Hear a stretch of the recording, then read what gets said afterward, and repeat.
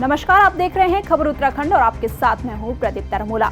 एक तरफ जहां प्रदेश कांग्रेस कमेटी ने अपने गिले शिकवे दूर कर दिए हैं, तो वहीं भारतीय जनता पार्टी में बगावत के सुर तेज हो गए हैं। बीजेपी की ऐश्वर्या रावत ने बिना टिकट के ही उपचुनाव के लिए नामांकन पत्र खरीद लिया है, जिसके बाद से राजनीतिक गलियारों में हलचल देखने को मिल रही है।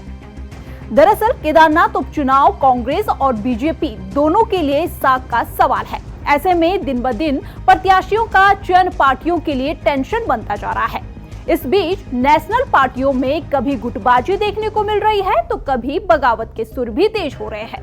कांग्रेस में जहां पहले प्रदेश प्रभारी और प्रदेश अध्यक्ष ने अलग अलग पर्यवेक्षकों को केदारनाथ भेजा, तो वहीं पर्यवेक्षकों ने भी प्रत्याशियों की रिपोर्ट प्रदेश कांग्रेस कमेटी को भेजना जरूरी नहीं समझा और रिपोर्ट सीधे प्रदेश प्रभारी को भेज दी।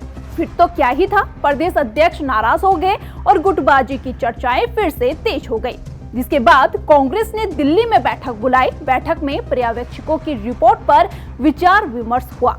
सभी ने एकमत होकर पर्यवेक्षकों की रिपोर्ट के आधार पर 3 नाम का पैनल तैयार करने पर बल दिया, जिसके बाद सारे गिले शिकवे दूर कर कांग्रेस यह कहते हुए नजर आई कि सब साथ है और केदारनाथ के लिए तैयार है। लेकिन दूसरी ओर बीजेपी से ऐश्वर्या रावत के नामांकन पत्र खरीदने की खबर से बगावत के सुर तेज हो गए।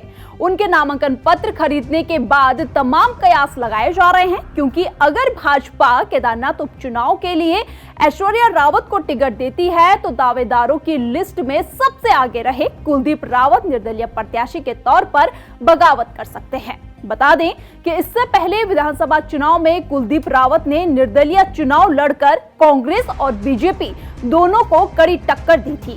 ऐसे में अगर बीजेपी दमदार दावेदारी के लिए कुलदीप रावत को अपना उम्मीदवार बनाती है, तो ऐश्वर्या रावत निर्दलीय चुनाव लड़कर बगावत कर सकती है, क्योंकि वो नामांकन पत्र खरीद चुकी है। ऐसे में देखना दिलचस्प होगा कि बीजेपी प्रत्याशी के चयन की चुनौती से कैसे पार पाती है, जबकि कांग्रेस के लिए भी प्रत्याशी का चयन करना चुनौती से कम नहीं है।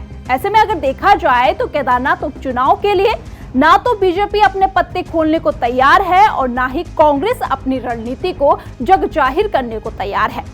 ऐसा लगता है कि दोनों ही पार्टियां एक दूसरे पर वेट एंड वॉच वाली सिचुएशन में खड़ी है। ऐसे में प्रत्याशियों का चयन करना दोनों ही पार्टियों के लिए चुनौती बना हुआ है। इस रिपोर्ट को लेकर आपकी क्या राय है, कमेंट करके जरूर बताएं। साथ ही चैनल को यूट्यूब पर सब्सक्राइब और फेसबुक पर फॉलो करें।